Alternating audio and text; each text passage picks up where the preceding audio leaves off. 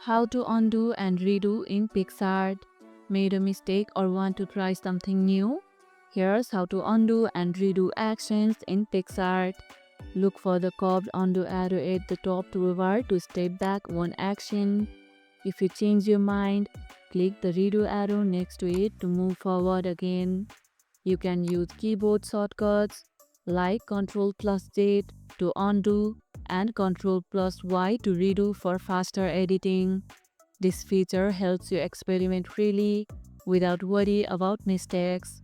Keep an eye on the action history to track your changes easily. How often do you use undo or redo while editing? Let us know in the comments below.